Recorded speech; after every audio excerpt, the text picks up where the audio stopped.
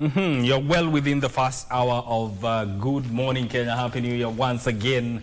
This is Good Morning Kenya. This is Eye on Politics. And of course, you know, 2025 has been a very eventful year in the political space. And even as such, we have to see what 2026 holds in store for the country, because a lot has been happening. Even as the festivities were going on, politics were taking place alongside that. And before we get to that, I want to quickly take you through the front pages of our local dailies, what is being reported on the front page of our local dailies. And I will start with the Daily Nation. Teachers fees row as schools reopen. Schools resume this week for the 2026 academic calendar, with disputes over fees, hiring of teachers and facilities shortage, highlighting a turbulent start to a historic transition to senior school and the competency-based education. Principals cite inadequate funds to justify calls for fees increment, but officials have cautioned against extra levies, even as absorption of junior schools interns is deferred. Read that story on page 4 and 5 of the Daily Nation. Outside the power, Uhuru still starting 2027 factional feuds. That story is told on page 6 of the Daily Nation. Maduro capture, how Trump is reshaping the world order. Read that story on page 14. Top civil servants reap big in 2 billion shillings pay rise. That story is told on the front page of the Daily Nation, but told in detail on page 8. Faith healing scandal, doctors watchdog cautions gullible public. Read that on page 2 of the Daily Nation. The Standard is reporting that, actually it's a question on the front page of the Standard newspaper. Who's next? The arrest of Venezuelan President Nicolas Maduro, now facing criminal charges in a New York court, has come a few days after the U.S. again on President Donald Trump's orders launched strikes in northern Nigeria following his claim that ISIS was killing Christians there and had to be stopped. The two unrelated events, happening miles and days apart, carry a chilling message to the African continent that the U.S. under Trump is not short of extreme measures. That on several occasions, Trump has alluded to this through his snide remarks on some African states. That story is told on page 6, 7, and 8 of the Standard newspaper. And finally, the Star is reporting 2026 hopes and fears. On the front page of the Star. Education, 1.13 million total number of students expected to transition to senior schools. 554 board schools is the fee range. There's a tabulation of different sectors within the country, and GDP growth is projected to grow by 5% in 2026. And 4.1% projected for sub-Saharan African growth. That is what is being reported on the front page of our local dailies. Already, my guests are already in studio, and on my far left is Peter Mutuku, who is a leadership expert. Welcome to Good Morning Kenya. And Happy New Year. Happy New Year to you. It is Peter Mutua. No, Peter Mutua. Apologies for that. And you're not new to Jerusalem, Kevin Osido. Happy New Year and welcome to Good Morning Kenya. Good morning to you, sir, and Happy New Year. You know, when you mention Jerusalem, it reminds me about Christmas. Yes. And now we're in the 5th of January 2026. Yes. The year of hope and a new beginning. Forward to great beginnings. And hope despite the standards fears. Yes. But boldness should be hopeful. Yes. Indeed. And Kennedy Obuya, who is the UDA chairman, Homa Bay County. Karibu sana to Good Morning Kenya. Thank you so much. Good morning, Mike. Yes. Good morning, citizens of the Great Republic of Kenya. Karibu sana. And Happy New Year. Yes. Thank you. And Wakili Jacob Omondi, who is a lawyer and a political strategist. Karibu sana. Thank you, Mike. Yes. Good morning to citizens and welcome to the show. It's been a minute since you've been on Good Morning Kenya. Yeah, but I thank God that I'm here today. Yes. Before we even get into our today's conversation, I just want to get a feel of what stood out for each and every one of you during the holidays. I'll start with you, Mr. Peter. What stood out for you during the holidays? Well, as usual, because of the nature of my work, I was working. The only difference that I noticed last year is that the number of people who usually travel up country, we had so many people in this city. It's like everybody didn't want to go home for whatever reason. I don't want to speculate, but it was as usual, because for the last 5-7 years, I've always been on duty while other people go home, making sure that the city is run properly, making sure that speculators don't spoil for professionals. Yes. Kennedy, what stood out for you before we come back to Osido? Oh, thank you so much. Being that for the last 3 years I've been actively residing in the countryside in Homa Bay and Kisumu regions, I've been privileged this time around in 5 years. I spent my entire holiday from the 22nd to date in Nairobi with my family. At least I enjoyed the ambience, the peaceful transition of 2025, 2026. There were no major incidences reported in Nairobi other than the isolated, sad story of South Sea, the building that collapsed. Nairobi was generally very peaceful, and I'm grateful to God that at least I found some little moment to spend with the family. So as much as politics and so much also was on the sides were happening. I just want to record that it's sad. The sentiment that was meant with a very negative energy to profile and label a community that I come from by my good friend Rigiji in one of the burials that was conducted over the weekend. I think the mother of my good friend Gakuya over the weekend. I think that was uncalled for, and as a leader from that community, I strongly condemn that, and I pray that moving forward as a community, Kenyans, we have a serious good diversity, and that is our strength. We should not profile and have the lens on people based on where they come from and their tribe. So that is one of the incidences that I cited and I condemn. Yes. Wakili? For me, I think what stood out for me was the act, the generous act of Mheshimiwa Oscar Sudi to his two staffs, aides. I think he gifted them houses each. That was a very good, example to coming from a leader and to his servants.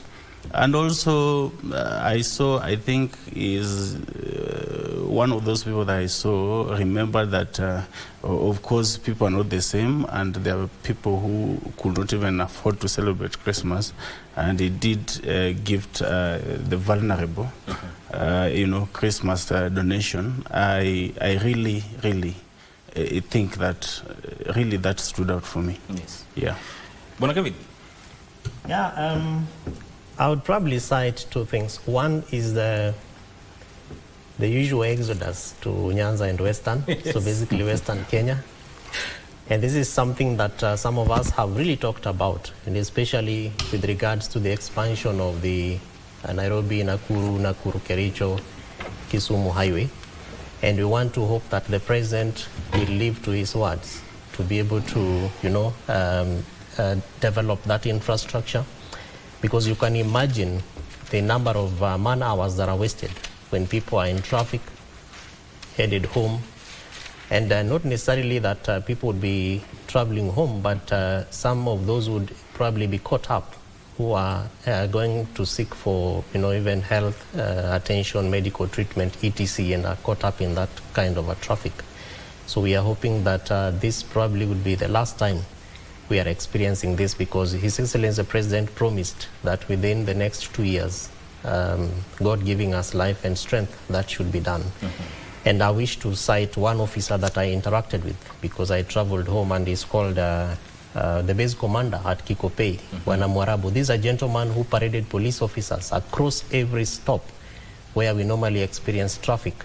And I thought that was really profound and was quite a gentleman, an officer who decided to, organize his team and put them across the roads where travelers would therefore be experiencing discomfort, either through jams or people who just want to, make wrong turns. And I think that was quite heartwarming and touching. Number two is God surprised us, because it's been quite dry. And during the festivities, we experienced heavy rains across the country. And it was surprising because the weatherman, of course, projected that it would experience heavy rains. But interestingly, a few weeks to months ago, farmers were crying over drought. And even as we speak right now, it is projected that between February and April, Kenyans would be experiencing drought. So we hope that when it rains, we'll be able to harvest the water and that it would be put in very proper use. I wouldn't want to get into the politics, because most of our politicians, even up to the local levels, in some of the churches I attended in the village, some of my friends also invited me to their functions in their various homes. Most of our politicians misbehaved and behaved dishonorably. So as the year progresses, I hope that we'll be able to speak about such. Indeed. Let's look at now what 2026 portends, because politics has been happening from what is going on with ODM, and even the former president saying he is free to speak his mind. Let me start with you, Mr. Peter. What do you think 2026 means for Kenya, politically speaking, now that we are very close to the general election? You see, 2026 is a year that is very critical, because we have a known and a constant that 2027 we are going to have a general election. And people had the privilege of speaking what they wanted to speak in, how they wanted to speak it years before this year. But as you speak this year, 2026, you are laying the foundation of what is going to happen in 2027. So nobody has the rights and privileges to speak anyhowly. And I've said in the past that a leader is so powerful that your words carry a lot of weight. So when you speak, for example, you utter words that look tribal. The only thing that we can say is that you have remained an ordinary Homo sapien. You've decided they are not going to grow. When you see all these people that you've invited here, there is something that there are some basic qualifications that they met, that they proved to this station they have something in their head. Because all of us, we were born equally, without anything in our heads. And that is principled by psychologist John Locke from the United States, United Kingdom, who said that all of us, we were born without anything in our head. And he used this term, tabula rasa, which is a Latin word meaning blank slate. So if you stand and speak like somebody who has not gone to school, not knowing the words that you speak, they carry power, and then you assume your words are powerless because you think so in your heart, not knowing the recipients of those words may use them to cause havoc in this nation. So I behoove people in this, especially leaders, across the political divide, to be careful of the words they use. If you do not have to say something, silence sometimes is more powerful than speaking words that are going to divide us. Woe unto them that keep on thinking on tribal lines. I would have asked you, who is going to be on the bench? Are we going to have a Mwangangi there or Kioko there? But that's none of my business. May my dad rest in eternal peace. because at the age of 10, I requested my dad, move me from a school that we are only speaking our mother tongue, take me to a school where I'm going to interact with other people. And that foundation up to now, I interact with all and sundry without asking them, what is your second name? And you see a leader in this nation speaking in a manner that is disparaging the behavior and characters of other people. Some of these leaders need to do some refresher course. They go back to universities and start a little bit of anthropology, because after studying a little bit of anthropology, they'll get to know why and how people behave the way they behave. And with that understanding, then you start this small thinking, small talk here and here, and I expect 2026 to be a year of powerful talk, words that mean sense, and we must make sure that as Kenyans we are credible, and we can only be credible if we speak what we mean and mean what we speak. Kennedy, do you think some leaders really understand this aspect that Peter has highlighted in terms of the kind of words they use, even in rallies, or whether they are doing interacting with their voters? Do they really understand? Do some leaders really understand the power of their words? Kenya is not a banana republic. Kenya has structures of governance. These structures of governance are guided by the rule of law. We have a proper 2010 constitution. The constitution is very clear on how leaders are supposed to behave privately and in public. But I think by omission or commission, most leaders decide and choose to go overlap by misrepresenting either the communities they represent, the political parties they belong to. And I want to register that it is very regrettable that by choice, most of our leaders make very inflammatory statements that does not unite Kenyans as a people. God was not wrong to bind us as a nation. We ended up with a geographical map that was guided by the colonial influence. But God knows why. But our diversity, the many tribes that we have in Kenya, that should be our strength, because if you look at our neighbors here in Tanzania, it is very difficult to pinpoint the tribe where one also comes from. But Kenya, I think as a nation, we need a radical culture change, because historically, after independence, we have been so misled by the political elite by believing that, if my community is into leadership, then I will eat. And it is a big fallacy, because someone like me, I come from the lakeside. I've been overwhelmingly elected by majority of Kenyan tribes in a cosmopolitan ward in Nairobi. And I strongly believe that when there's hunger, when there's tragedy, it does not point on specific tribes. It cuts across, all Kenyans. And politicians should be cognizant of the realities that Kenyans, we do not need division. We need leaders. That is why I am making a serious prayer that moving forward, we are going to have, interestingly, the 2027 election is going to be an election that is we are going to have a choice as citizens, because we are going to have a transition election, that we are going to usher in new leaders. So I want to pray to the major voting bloc of the citizens, that is the Gen Z. Number one, register as voters. Get yourself national identity cards. Registered voters, and make a statement in the ballot. Elect leaders whose views unite citizens of Kenya.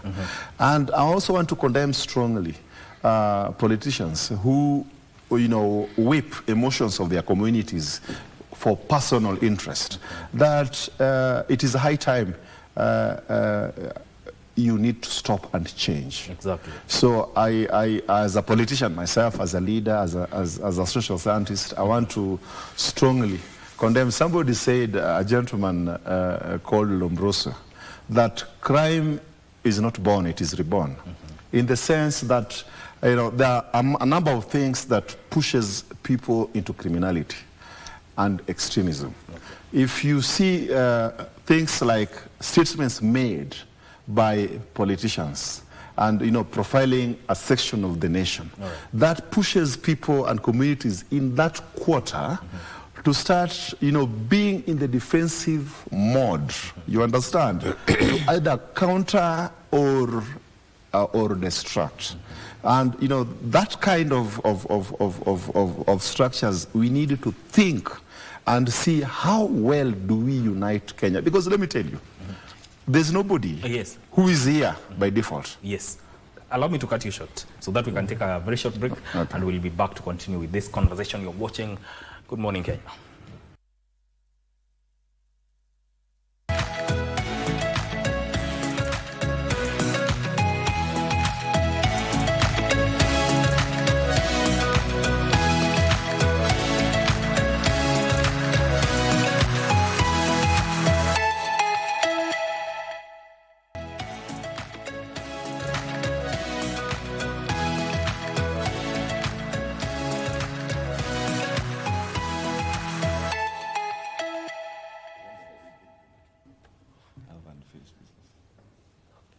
You're still watching Good Morning Kenya. Welcome back. We're talking about what 2026 means for Kenya, politically speaking. Wakili, it's all about, we were talking earlier on about how politicians express themselves and how important it is to mind their words. But do you see that changing in the next few months, in the coming months? And what does it mean, especially now we are entering a very, what I would call a very serious political season heading towards 2027? Thank you, Mike. Mike, I strongly believe that if we want to fix this country, we can do so. It only requires the goodwill. We have institutions that are established to ensure that certain things are done right. I want to say that if the NCIC as a commission works the right way, then I think we'll not be talking about incitement, we'll not be talking about reckless politicians speaking, because there will be actions that are taken by the said commission, established commission. But the problem we have is the citizen, the ordinary citizens are also not willing to support some of these commissions to do their work.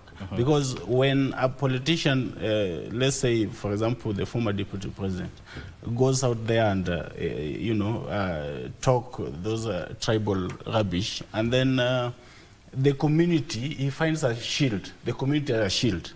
Now, if, for example, we say that tomorrow is summoned by the NCIC, you'll find the community saying that, Rigathi is targeted, yet is doing the wrong thing. Let us, I believe strongly that if we want to fix everything in this country, we must have the goodwill from the public. If somebody is wrong, let it be wrong, irrespective of the tribe he comes from or she comes from. Let's say that this is wrong, and let the rule of law take its course. Face your problems. We will not support you because you belong to my tribe. When you've done a wrong thing, it is a wrong thing. Then we are going to fix this nation. But the moment we start saying that when Jacob speaks rubbish, and then now my brother here is going to defend me because we are Luos, then we are not going to help this country. So the buck stops with the wananchi, because Article 1 of the Constitution, the power belongs to us.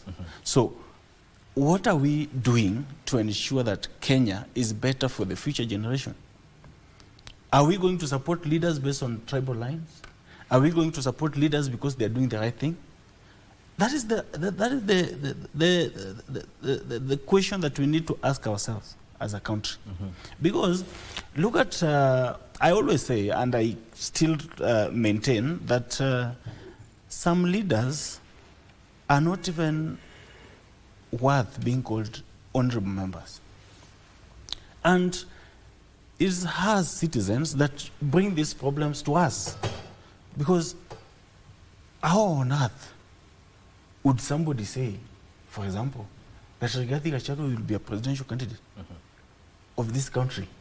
What kind of a nation do you want to build? Yeah, these are very, you see, we have so many people. We have Didi. If you want to, we say that a Kikuyu must be a presidential candidate, then we have credible leaders. We have Didi Nyoro. We have Irungu Kangata. People you can sit here and talk about what they have done and what they continue to do. And if you bring such a candidate to us, everybody will support because they have seen their work. We are talking about track record. But what are you going to tell us? Or are you going to mobilize people around tribal because somebody knows how to abuse others than the other people? So for us to fix this country, 2026, we are coming to, a very heated, we are moving into a very heated political environment. I would urge the president and, people who are in charge to ensure that NCIC is empowered, is given enough resources and with good personnel to do their work the right way. And let us not have political interference. Yeah, let us give that, empower that commission and let them do their work in collaboration with the DCI and the police. And we will sort out the political incitements and reckless talks. Yes. That is my take. Indeed. What he is raising is very important because it points to accountability, taking accountability and responsibility for one's actions. But do you think also the public has failed in making sure that this accountability is taken seriously? Because on one hand, we have leaders speaking words that are not, let's use incitement, but on the other hand, we have the public, some of their supporters, cheering them on. And Mike, that really happens purely because of our political culture. And when you have a culture where winner takes it all is the order of the day. And if you look at the manner in which we campaign in this country, generally how politics is done, it is a competition. And it's a competition where two main things, actually three. One is money. Two is the number of goons that you are able to amass. And then three is how abusive you can be. And we have some leaders in this country who have told us in the past that there is fear for Kenyans, electing bad people. And some of them were called wash-wash, some of them were called thugs, some of them were called thieves. And Kenyans moved over and elected them. It's purely because of bad manners. So despite Jacob, giving a lot of emphasis on institutions, most of those institutions have failed Kenyans because, it is those institutions that vet the people that are given to us. Institutions such as political parties are the ones that issue, nomination certificates in certain parts of this country, like where some of us come from. That nomination certificate is the election. The moment you have, for example, an ODM ticket, you are as good as done. You're just waiting to Chamo Muma to be sworn in because the election is over. But if the process is fraudulent, the process is nasty, the process is dirty, they say, Gigo, garbage in, garbage out. And the good book for those who read, they say, you only reap what you sow. You cannot plant mangoes and you expect to reap bananas. It is not going to be possible unless you graft them, and even in grafting you have to cut some part of it. So unless those institutions are willing to graft our political leaders, and the institutions are also given power, like Jacob is saying, NCIC, since it was formed, they summon politicians, they make statements about people here. 2 minutes after these people walk out of their offices, they make alternative statements, and you ask yourself, what kind of strength do these constitutional commissions really have? And do they really have the capacity to deal with some of these issues? So the political culture that we have is one where the people that are subjected to Kenyans to vote for, either through political parties or even as independent candidates, are people who sometimes are not worth being called honorable members. And even for people who are like us, who are very like saints, we preach in churches, we go out there and we tell people, I will not abuse anyone, I am going to be like the Holy Spirit, etc. The moment we are sworn into office, you stop picking people's calls, even those who hold you accountable. People who, can call you and say, Peter, chenye umesema ni mbaya. Can you, repent over it and ask for forgiveness? And they're like, ujue wewe, sasa mimi ni mheshimiwa. Yani you cannot even acknowledge my title. So they imagine that this title is not for service delivery. Is not for making proper laws, progressive laws that are supposed to push the country forward. But that this title is supposed to be one where now you have the power to abuse people. So our institutions really must help in terms of, reining in this political culture. And that political culture is a very bad culture. Number two on accountability is citizen accountability. And this is why for many years to come, we will continue going back to two things. The 2007 post-election violence, and that very dirty history that Kenya had. And then the second thing is June 2024, That was a moment for Kenyans to reorganize and relieve their power. And politicians must not run away from that realization that this power actually rests in Kenyans. And every day, the citizens, the voters are organizing themselves. They might imagine that, Gen Z na vijana wamesema they will not register as voters. But there is something called personal energy and agency, the citizen agency that makes you realize that if you don't take action today, then there will be no tomorrow. And that is the kind of agency that I see every day, including this holiday. I saw a number of young people inviting me to go and speak to them, or we are going back to school, we are going back to campuses, and they kept asking one simple question: how can we take back our country? It means that there are people out there who are concerned about the dishonor that Kenya is being treated, the kind of negative profile that our political leaders are giving, and the global community is watching how Kenya is being run, how Kenya is being profiled, and there is a lot of interest. So this citizen agency and accountability is something that we must begin, to move over. And I saw it in the by-elections, where in some of the areas that we had the by-elections last year, citizens organized town hall vetting sessions for their leaders. Like in Homa Bay, the 11 parliamentarians were put in a hall and they were being asked very difficult questions.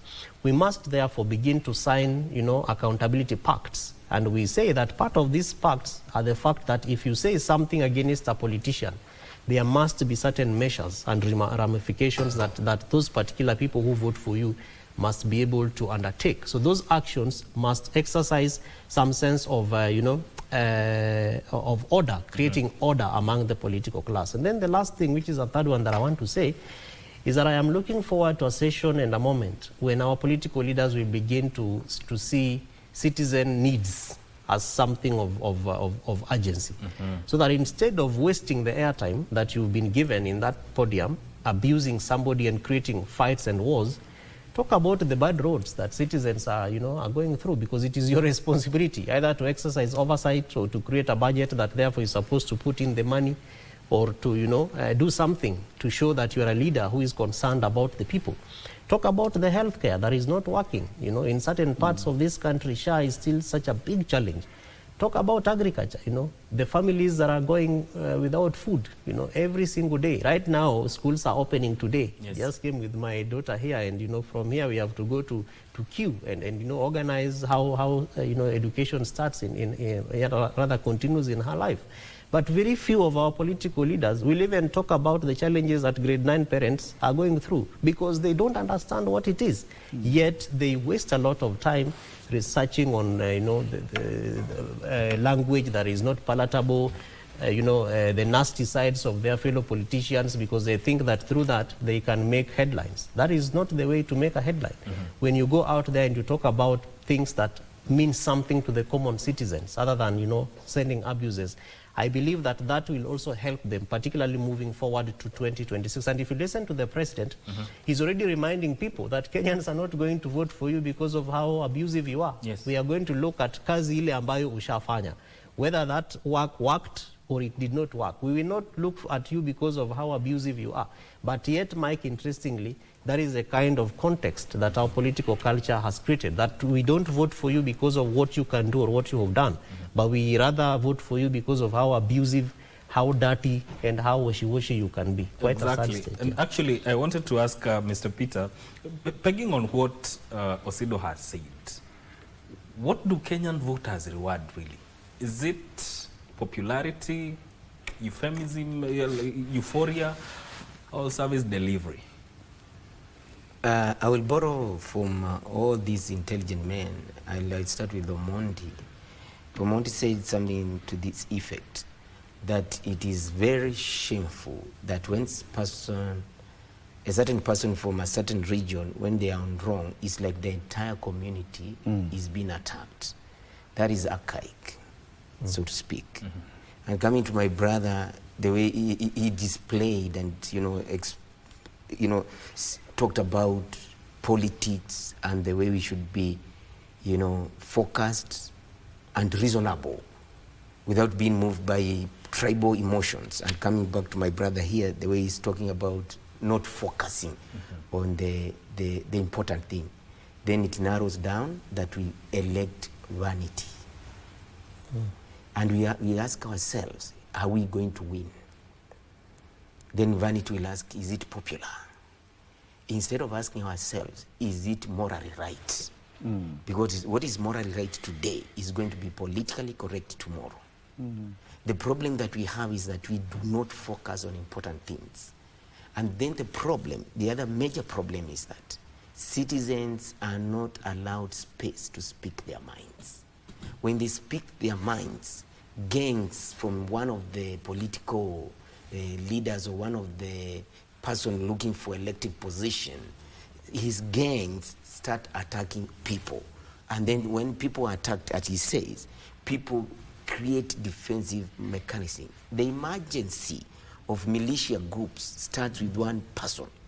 When you say things in such a manner that you're looking down on other tribes, so people or young men or wise men, so to speak, from those communities will tend to start building defense mechanism, which results to creating a militia group, because there are no rules and regulations that are laid in a certain book on how to form a community defensive army. So as a result of that, you find that there is a group of people allied to a certain region in this nation. I don't want to mention their names. And then the emergency gives birth to other groups in other regions, and people start fighting.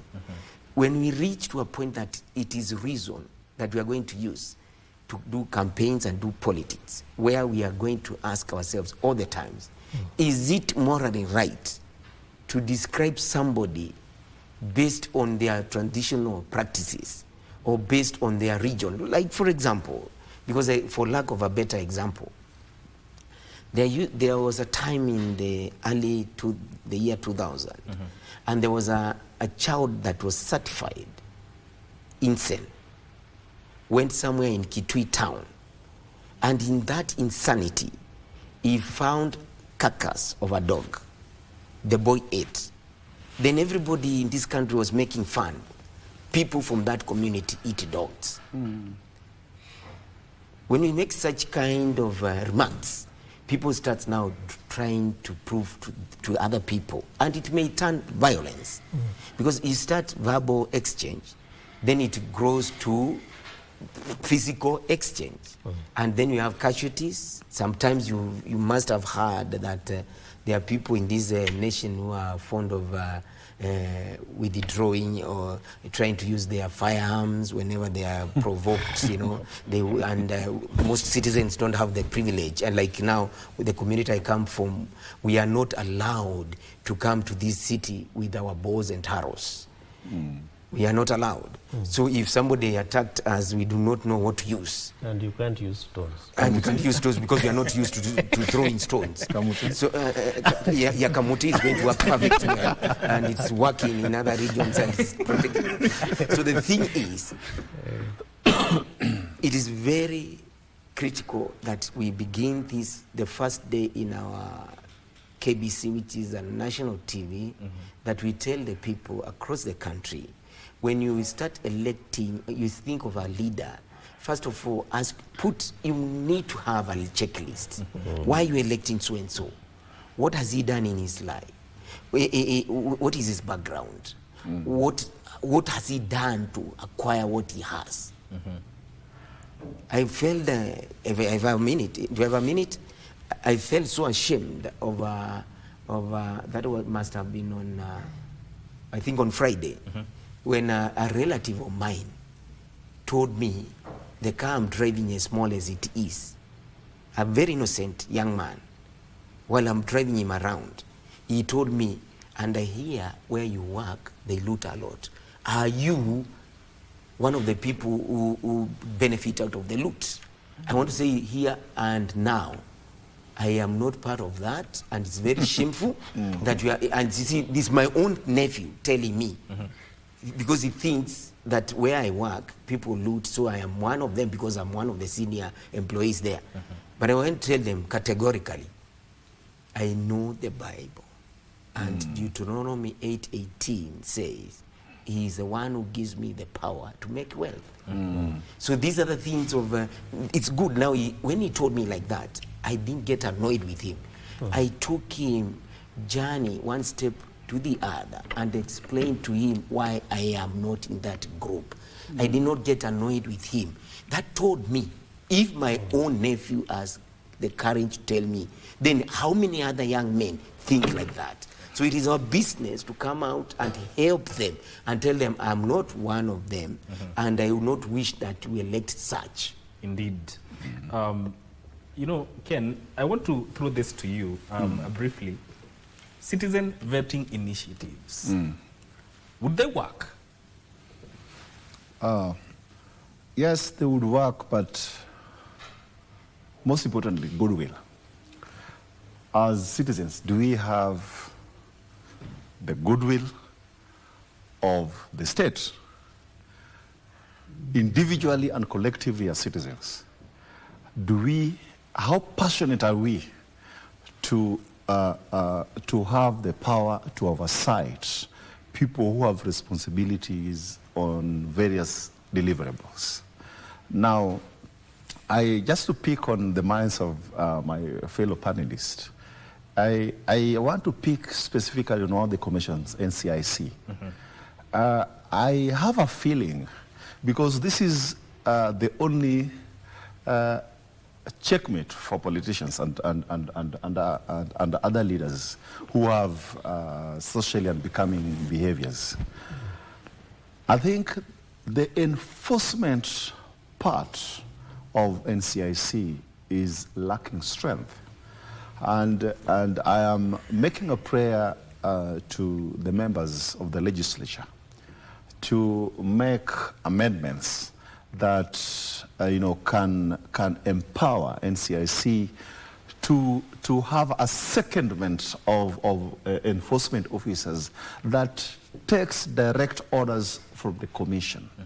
If they would still be dependent to sister enforcement agencies that Honorable Buya had made a statement that violates the law. We want him to make an appearance. Then I will still depend on from the OCPD of Langata or Embakasi to go for Honorable Buya. If they could be empowered to have enforcement officers that are permanently seconded to the commission and are taking direct orders from the commission, I think that in itself is going to be a measure that is going to be empower the commission to deter politicians from dividing Kenyans. And what you said is that do we have the capacity to move the initiatives. I am saying, as a citizen, personally, I have the capacity. The most important thing, collectively and individually as citizens, do we have the willpower? The willpower. In the interest of time, I want to ask all of you this question, and I'll take this as your closing remarks. Now that we are in 2026, heading to 2027, and well, the campaign mood is going to get to the fever pitch gradually. What should be Kenyans now? What should they be demanding before the campaign noise takes over? Let me start with you, Akili, briefly. I think Kenyans only need to check on the track record of a leader, the character of this said leader, and I think they need to make decisions that are informed of the track record and the character of the personality of that person. We don't need to go into 2027 with the same traditional trend of ethnic mobilization, political parties, that basically have always operated in zoning system. That will really not help us get the right leadership going forward. So I strongly believe that we need to do politics of issue-based politics. We need to move from, traditional way of, tribal line politics and move to issue-based. What are the issues on the table, and whose policies are appearing to be addressing the issues on the table? I think that will help us to get right leadership. Okay, briefly. Number one, there are statements that I have heard over the weekend and better part of the last week. A politician, a serious politician in the stature of a Secretary General of a strong political party like ODM, mentioning and calling his a section of his leadership washenzi. These are acts that we must call out and shame and name these people. That these are things that violates the own principle of unity as a community. So and so many other politicians. I also want my brother. I saw on one of the burials in Central over this weekend. The fact that somebody says one term and somebody says me, I believe in 2 term.